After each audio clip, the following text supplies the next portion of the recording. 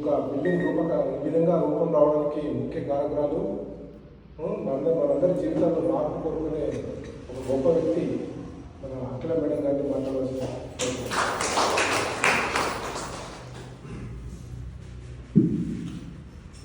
Thank you sir. ఒక 20 minutes అందరూ phone off చేస్తారా? ఫోన్ ఏం చూడకుండా, ఏం మాట్లాడకుండా మనం మాట్లాడుకున్నాం. నేను స్పీచ్ చెప్పడానికి రాలేదు, నేను విషయాలు చెప్పడానికి వచ్చాను, డిస్కస్ చేయడానికి వచ్చాను మీతో. సో ఒక 3 topics మాట్లాడుకున్నాం, అందరం మాట్లాడుకున్నాం. ఇక్కడ స్టేజ్ మీద ఉన్న వాళ్ళు, మనము, మన కమ్యూనిటీ అందరం కలిసి మాట్లాడుకున్నాం. ఫస్ట్ సో అసలు మీరు కూడా ఫోన్ తీసి ఉండండి. ఇప్పుడు మనము సార్ చెప్పారు, డేవిడ్ సార్ గారు చెప్పారు, మేడం మాట్లాడారు, అందరు మాట్లాడారు. మనం ఒక స్టోరీ అనుకున్నాం, వంగపాడు స్టోరీ, ఈ కమ్యూనిటీ హాల్ స్టోరీ. దీని గురించి స్టోరీలో అంటే మీకు అన్నీ ఏం గుర్తొస్తున్నాయి? ఫస్ట్ కరుణ వాళ్ళు ఎలా ఒక చిన్న ప్లేస్లో ఉండే, తర్వాత డేవిడ్ సార్ గారు ఎలా వచ్చారు, ఎలా మాట్లాడారు, నేను వచ్చాను, నేను మాట్లాడాను, సుహాసిని గారు తిరిగారు, మేడం వచ్చారు. ఇవన్నీ సిరీస్ ఆఫ్ స్టెప్స్ అయ్యాయా? ఒక 2 years అందరు కలిసి వర్క్ చేశారు. అందరి ప్రయత్నం అన్ని రకాలుగా ప్రయత్నం చేశారు. ఒక 2 years తర్వాత మనకి ఈ రూపం వచ్చింది. ఇప్పుడు ఒక సినిమా చూసేసి వస్తాం, మూవీ చూస్తాం కదా, అందరు చూస్తారు కదా, సినిమా చూసేసి వస్తారు. సినిమా చూసి రాగానే సినిమాని ఒక లైన్లో చెప్పాలంటే ఏం చెప్తారు? బాగుంది అని, కానీ ఏదో ఒక స్టోరీ లైన్, ఈ స్టోరీ ఇది, ఈ మూవీకి ఈ స్టోరీ ఇది అని చెప్తారు కదా. ఈ స్టోరీ ఇది, ఈ వంగపాడులో ఈ కమ్యూనిటీ హాల్ అనేది స్టోరీ. ఇది ఒక స్టోరీకి మీరు ఇచ్చే ట్యాగ్ లైన్ ఏదైతే ఉంటుందో అదే ముద్ర పడిపోయి ఉంటుంది. 10 సంవత్సరాలైనా 20 సంవత్సరాలైనా.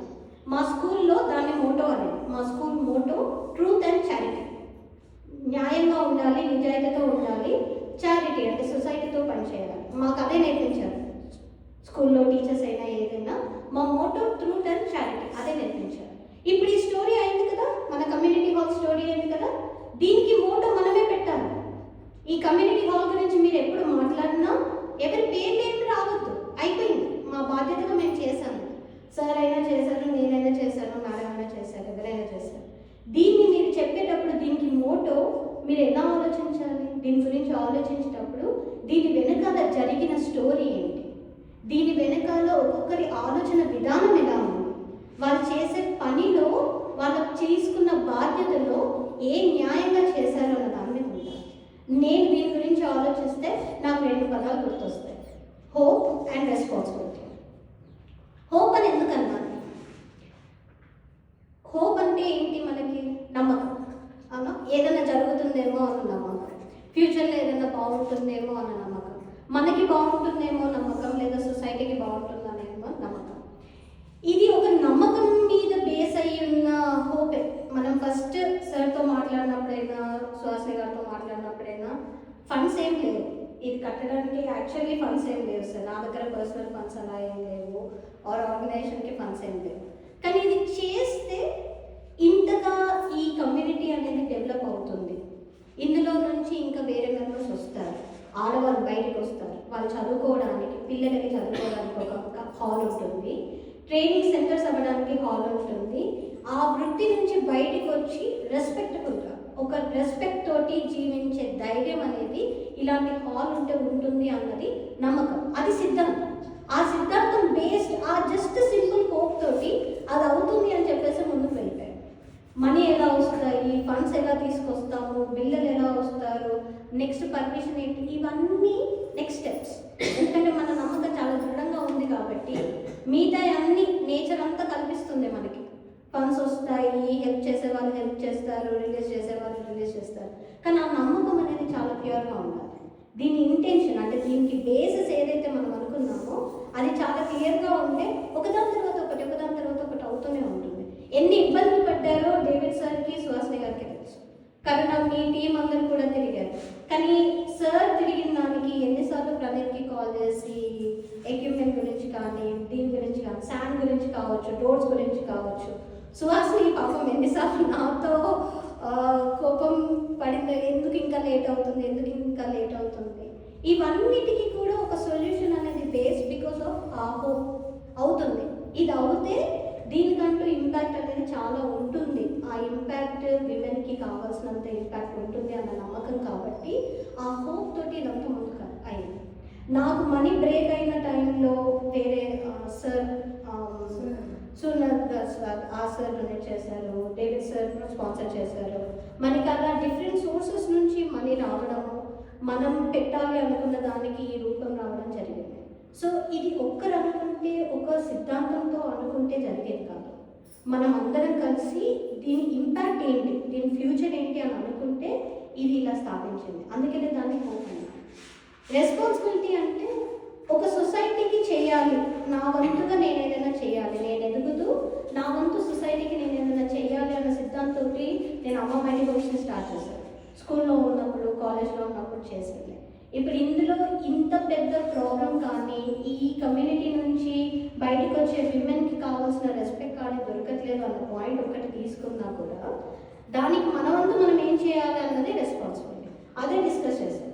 డేవిడ్ సార్ తోటి ఫస్ట్ డిస్కస్ చేసింది కూడా అదే. అందరు ఇక్కడ ఉన్న వాళ్ళందరూ ఎవరెవరైతే ఇది కారకులు, ఇది అవ్వడానికి కారణమయ్యారో అందరూ కూడా వాళ్ళ బాధ్యతని 100% తీశారు. అందుకని ఇది ఎవరు, ఈ రూపం ఎవరు చూసినా, ఈ హాల్ ఎవరు చూసినా కూడా వాళ్ళకి మనసులో ఒక నమ్మకం కలిగారు, ఒక హోప్ ఉండాలి, ఫ్యూచర్ మీద ఒక హోప్ ఉండాలి. ప్లస్ వాళ్ళ బాధ్యత ఏంటి అనేది వాళ్ళకి గుర్తుండాలి, రెస్పాన్సిబిలిటీ అనేది గుర్తుండాలి. అలా దీన్ని చూస్తారా? ఈ హాల్ని అలా చూసుకుంటారా మీరు? ఇది సెంటర్ హాల్, అమ్మ మైడి hopes hall, David sir hall కాదు. ఇది ఎవరిది? కళ నెరవేరింది. Very good. కళ నెరవేరింది అంటున్నారు కదా, ఆ కళ ఇంకా 10 మంది కళలు. అదే డ్రీమ్ ఎవ్రీవన్ ఎల్స్, ఇంకా పిల్లలు ఇక్కడ ఉన్న వాళ్ళందరికీ కూడా అదే కళ ఉండాలి. ఇది కమ్యూనిటీ హాల్ అన్నాము, దీన్ని మనం ఒక లైబ్రరీగా మార్చాలి, పిల్లలు వచ్చి చదువుకోవాలి, ఇందులో ట్రైనింగ్ సెంటర్స్ రన్ అవ్వాలి. మీలా ఇంకా నెక్స్ట్ ఇయర్ వరకు ఒక 30-40 మెంబర్స్ ట్రైన్డ్ అయ్యి మనకి ప్రాజెక్ట్స్ అన్నీ వస్తూ ఇక్కడే రెవెన్యూ త్రూ జనరేట్ అవ్వాలి. ఎటు సైడ్ నుంచి వెళ్ళినా కూడా అవునా ఇక్కడ కమ్యూనిటీ హాల్లో మెంబర్స్ అందరూ వీళ్ళు ఇంత రెస్పెక్ట్ఫుల్గా ఉన్నారా అన్నదే మనం వినాలి తర్వాత నుంచి. అలా మీరు తీసుకొని వస్తే మీ నుంచి ఇంకా చాలా మంది ఇన్స్పైర్ అవుతారు. మేమందరం మాట్లాడితే మాట్లాడతాము, కానీ మీరు చేసింది, మీరు చూపించింది మీ కమ్యూనిటీ వాళ్ళకి మీరు తీసుకొని వచ్చి ట్రైన్ చేసిన దానికి, వాళ్ళని సెటిల్ చేసిన దానికే పర్మనెంట్ సొల్యూషన్ అనేది ఉంటుంది. వేరే విలేజెస్ నుంచి కావచ్చు, వేరే కమ్యూనిటీ నుంచి కావచ్చు, వాళ్ళందరూ చేసేందుకు కూడా మనకు అవకాశం ఉంటుంది. చూసుకుంటారా దీన్ని? వేరే గ్రామ పంచాయతీ లాగా 1 year తర్వాత అంతా పాడిపోయి ఉండడం, హాల్ లేకుండా, ఏం లేకుండా, హాస్పిటల్ ఎలా ఉంటుంది అలా ఉంటుందా? మీ ఇల్లుని ఎలా చూసుకుంటారో అలా చూసుకుంటారా? బయట అంతా క్లీన్ చేసుకోవాలి. ఇది మీది అన్నప్పుడు ఎవ్రీడే మీ లైవ్లీహుడ్ ఇది. మనం ఇంట్లో కాసేపే ఉంటాం, పడుకుంటాము, మన ఇల్లు అనుకుంటాం, కానీ మనకు అన్నం పెట్టే ప్లేస్ని అంతకంటే ఎక్కువ గౌరవంగా చూసుకోవాలి.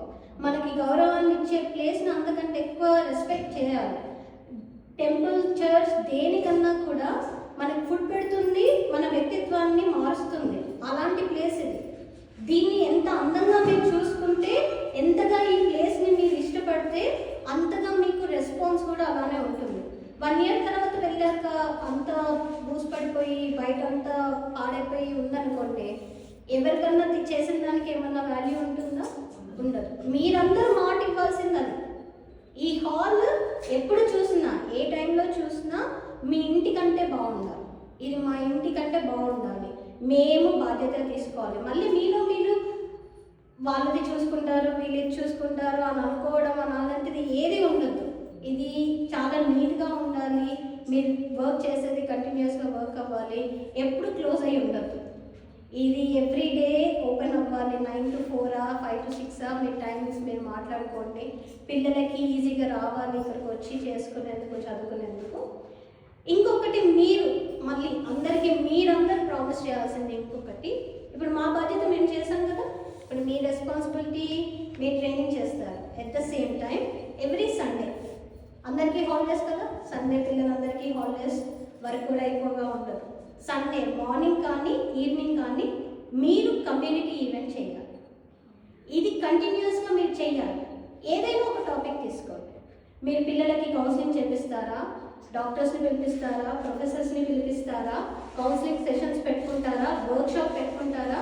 మనం ట్రైనింగ్ చేసే టైంలో మాక్ పార్లమెంట్ అని, క్లీన్ అండ్ గ్రీన్ ప్రోగ్రామ్స్ అనేసి, chart work, art work, child development ఇలాంటి ప్రోగ్రామ్స్ చేస్తాం ప్రతి సాటర్డే ఈవెంట్స్లో. అది ట్రైనింగ్ అయ్యేంత వరకే, 90 days ట్రైనింగ్ అయ్యేంత వరకే ఆ ప్రోగ్రామ్స్ ఉంటాయి. కానీ ఇది పర్మనెంట్. ఇక్కడికి వచ్చారు అంటే ఎవరికైనా తెలియాలి, ప్రతి ఆదివారం వంగపాడులో కమ్యూనిటీ హాల్లో ఈవెంట్ ఉంటుంది, మనం వెళ్ళి అక్కడ అటెండ్ అవ్వాలి. అవును, వాళ్ళకి ఈరోజు యోగా సెషన్ ఉంది, వెళ్ళి అక్కడ క్లాస్ తీసుకోవాలి. లేదు, వాళ్ళకి ఈరోజు కొత్త టెక్నాలజీ గురించి ఎక్స్ప్లెయిన్ చేస్తున్నారు, కాలేజ్ ప్రొఫెసర్ వచ్చి చెప్పారు, అక్కడికి వెళ్ళాలి. ఇది మీరు మేనేజ్ చేయాలి. మీరు అలా ఎంతగా మెంబర్స్ని కమ్యూనిటీ హాల్లోకి తీసుకొని రాగలిగితే, మీరు ఏదైతే రెస్పెక్ట్ కావాలి సొసైటీ నుంచి అని మీరు తపన పడ్డారో, 10 ఏళ్ళ నుంచి 20 ఏళ్ళ నుంచి మాకు రెస్పెక్ట్ ఇవ్వట్లేదండి, బయటికి వెళ్తే, స్కూల్కి వెళ్తే, వర్క్కి వెళ్తే అని ఏదైతే తపన పడుతున్నారో అది మీరు అడగనవసరం లేదు, వాళ్ళే ఇస్తారు. మీరు రప్పించుకోవాలి వాళ్ళని ఇక్కడికి. మీరు ఎవ్రీ సండే ఇక్కడ ఈవెంట్ చేసుకోవాలి. మీరు మీ చుట్టుపక్కల ఉన్న ఇష్యూస్ని క్లీన్ చేసుకోండి, రోడ్స్ని క్లీన్ చేసుకోండి, మీకు ఏమన్నా ట్రాన్స్పోర్టేషన్ ప్రాబ్లమ్స్ ఉన్నాయో అవి చేసుకోండి. ఏమీ లేదంటే వచ్చి ఇక్కడ కూర్చొని మీరు యాక్టివిటీస్ చేయండి. మదర్ డాటర్ ఆ ఇద్దరు కాంబినేషన్లో, హస్బెండ్స్ తోటి, వైఫ్ హస్బెండ్ కౌన్సిలింగ్, లేదు ఫాదర్ అండ్ చైల్డ్, ఇలా ఈ కమ్యూనిటీ హాల్లో every 2 to 2.5 hours every day morning మీరు ఇది ఒక రూల్ లాగా పెట్టుకొని మీరు చేయాలి. మీరు ఎన్ని మాటలు చెప్పినా, మీరు ఎంతగా థ్యాంక్ యూ చెప్పినా, నేను సాటిస్ఫై అయ్యేదైతే మీరు అది చేశారు అని ఫొటోస్ పంపించినాం. మేడం ఎవ్రీ సండే మాకు ఈవెంట్ అవుతుంది, నెక్స్ట్ వీక్ ఈవెంట్ ఉంది, ఆ నెక్స్ట్ వీక్ ఈవెంట్ ఉంది అని మీరు చెయ్యండి. మీరు వర్క్ అవుతున్నారు అంటే ఇక్కడ తిరుగుతూ వర్క్ చేసిన వాళ్ళందరికీ తృప్తి ఉంటుంది. అవును, నేను చేసింది వాల్యూ ఉంది. ఎండనగా వానగా ఎంతగా తిరిగారో వాళ్ళకి తెలుసు. తిరుగుతూ వాళ్ళు ఎన్ని రకాలుగా ఇబ్బందులు పడ్డారో మీరు అన్ని చెప్పేది కూడా ఉండదు. మీరు ఇల్లు, ఒక చిన్న ఇల్లు కడితేనే ఎన్ని ప్రాబ్లమ్స్ వస్తాయో మీకు తెలుసు.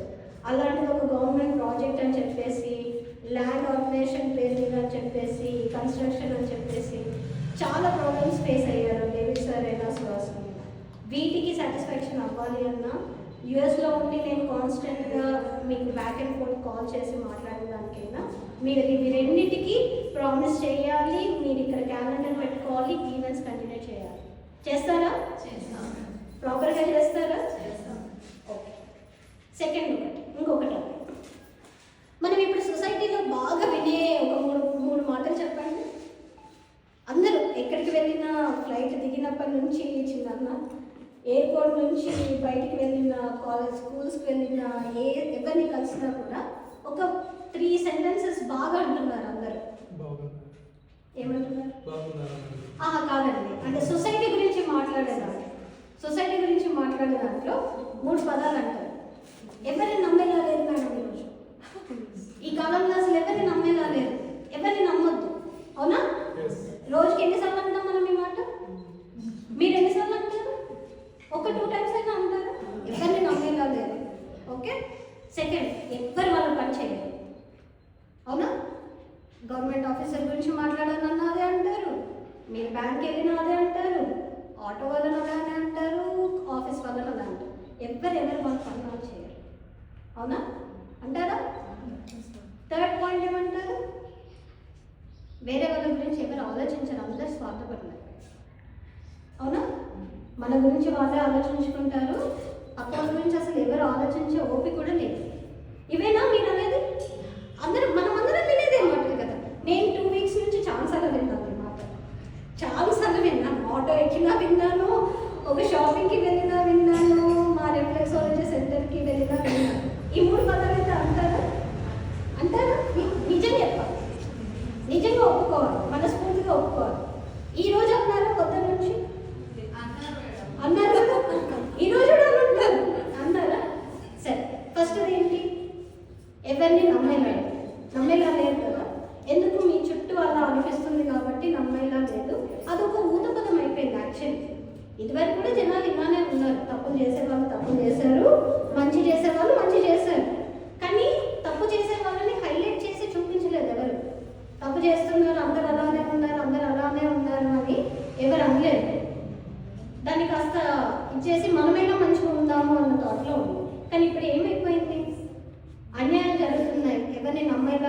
కాబట్టి నేను ఎవరిని నమ్మను, నన్ను ఎవరిని నమ్మేలా కూడా నేను ఉండను.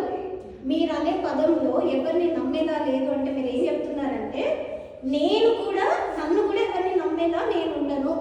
నా క్యారెక్టర్ కానీ నా బిహేవియర్ కానీ ఎవరు కూడా నన్ను నమ్మేలా నేను ఉండను అని చెప్తున్నారు మీరు. మాటకు అర్థం అదే. ఇప్పుడు ఎవరిని నమ్మేలా లేదు అంటే మిమ్మల్ని మీరు కూడా ఇంక్లూడ్ చేసుకుంటున్నారు కదా. సరే, నేను మీకు ఒక సొల్యూషన్ చెప్తాను.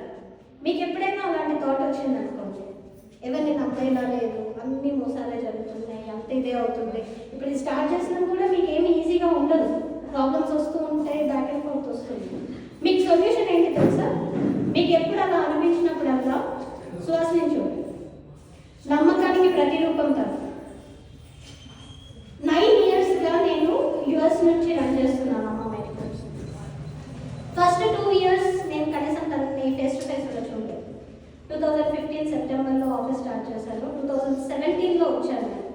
2 yearsలో ఆల్మోస్ట్ ఒక 500 మెంబర్స్కి ట్రైనింగ్ అయిపోయింది, ఒక 3 గవర్నమెంట్ ప్రాజెక్ట్స్ అయిపోయాయి, 2 గవర్నమెంట్ స్కూల్స్కి వర్క్ చేశాము, ఆఫీస్ ఎస్టాబ్లిష్మెంట్ అయిపోయింది. అన్ని వర్క్స్ అయ్యాక నేను 2 years తర్వాత నా ట్రిప్కి నేను వచ్చాను. అప్పటి వరకు మనకి ఇంత ట్రైనింగ్ ఇదంతా జరిగింది.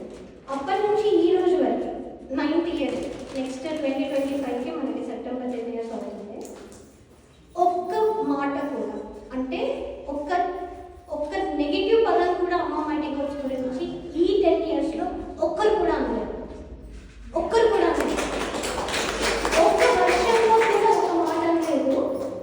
చెప్పిన వర్క్ని చాలా డెడికేటెడ్గా నమ్మకంతో నన్ను కూడా అంటారు, ఎందుకు నన్ను చేస్తున్నావు, అన్ని డబ్బులు పంపిస్తున్నావు, నువ్వు అక్కడ ఉండడం ఏం జరుగుతుంది? నమ్మకం. తన మీద నమ్మకం. ఏది చెప్పినా కరెక్ట్గా చేస్తుంది, డెడికేటెడ్గా చేస్తుంది, న్యాయంగా చేస్తుంది, సెల్ఫ్లెస్గా చేస్తుంది, వర్క్ కంటే ఎక్కువ ప్రేమించి చేస్తుంది అన్నది నమ్మకం. అది 10 లక్షల ప్రాజెక్ట్ కావచ్చు, 10 రూపాయల ప్రాజెక్ట్ కావచ్చు. నేను ఏనాడు కూడా తనని లెక్క అడగను. ఎవ్రీ మంత్ ఎండింగ్లో ఒక మీటింగ్ ఉంటుంది మాకు. బడ్జెట్ ఎంత అయింది, దేనికి ఎక్స్పెన్సెస్ అయ్యాయి, ఏమయ్యాయి, ఎవ్రీ డే మెసేజ్ వస్తుంది, మేడం ఈరోజు ఇదైంది, మేడం ఈరోజు ఇదైంది.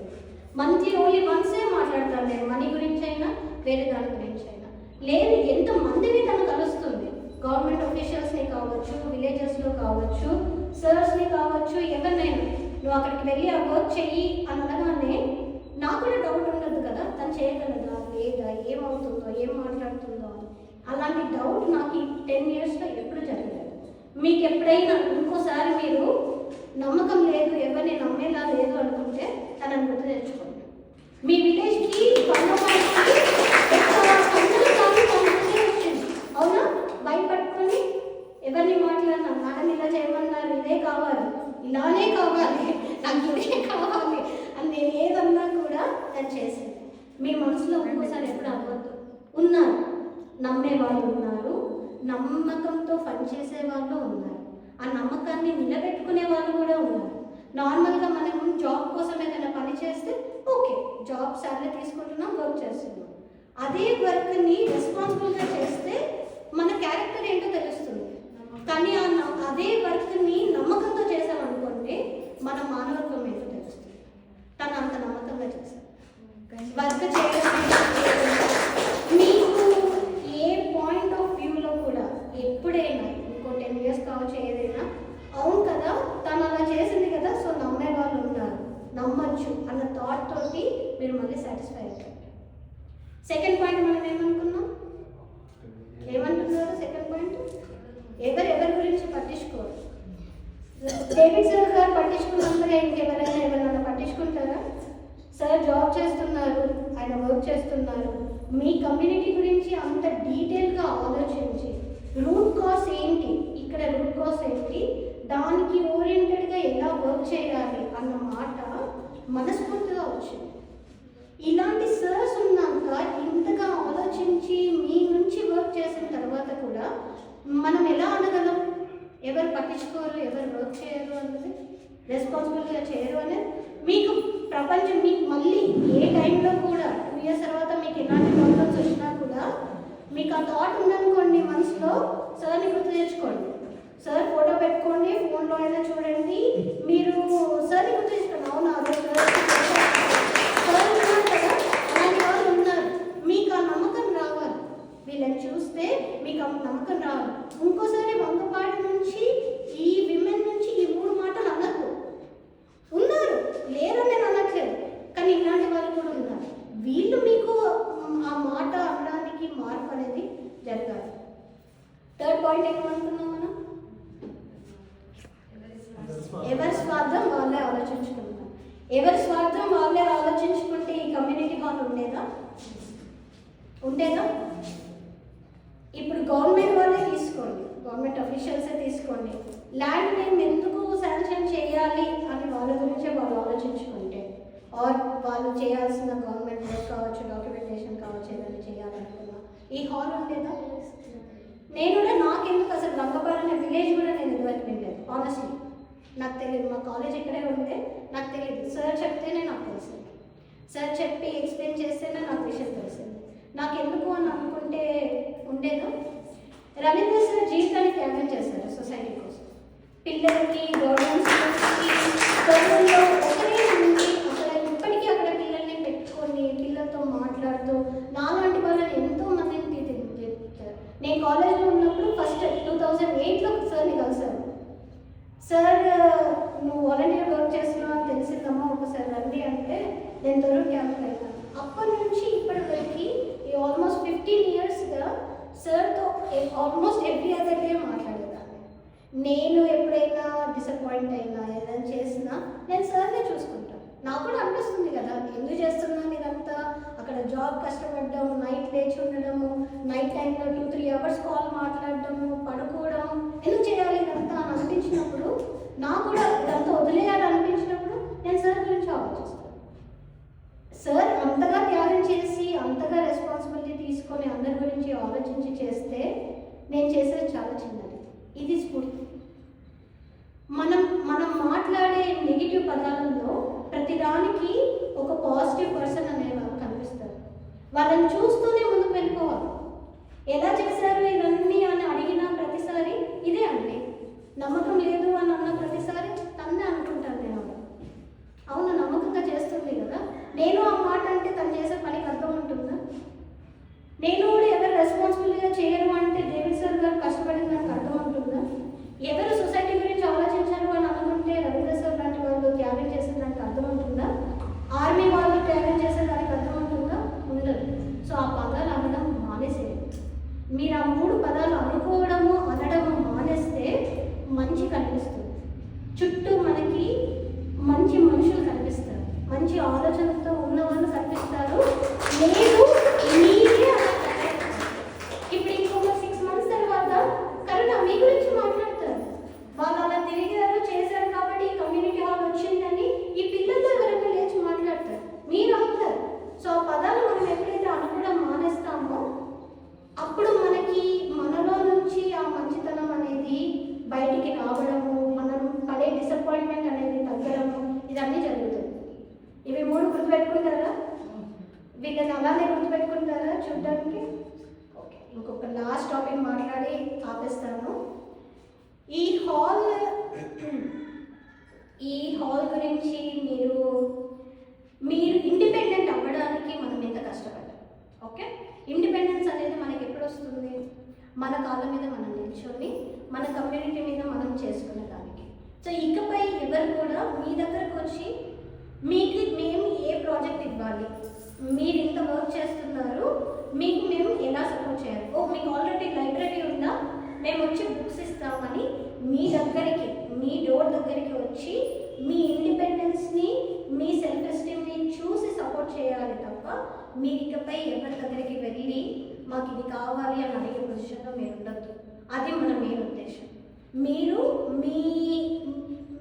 నేను సపోర్ట్ చేయడానికి రీజన్ కూడా అది. ఎందుకు చేశారని అడిగారు కదా, what I felt was exactly that. ఆ చిన్న రూమ్లో అయినా వర్క్ చేయాలని తపన పడ్డారు చూడండి, నేను ఆ తపనకు ఒక సొల్యూషన్ ఇవ్వాలి అనుకుంటున్నాను. That's all. నాకు మీరు తెలియదు, మీ పర్సనాలిటీ తెలియదు, మీ బ్యాక్గ్రౌండ్ తెలియదు, మీ ఫ్యామిలీ తెలియదు.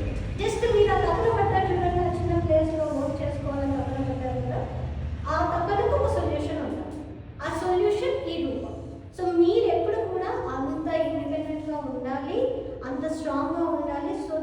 వాళ్ళు రావాలి మీ దగ్గరికి. మీరు ఇంతగా చేస్తున్నారు, మీరు ఇన్స్పిరేషన్ అవ్వాలి అని ఎవరైనా మీ దగ్గరికి రావాలి. ఓకే, థ్యాంక్ యూ అండి. Thank you. బాగా అయ్యింది, that is also very happy. మీరు త్వరగా దీని నుంచి వర్క్ స్టార్ట్ చేసుకొని మీరు సెటిల్ అవ్వాలని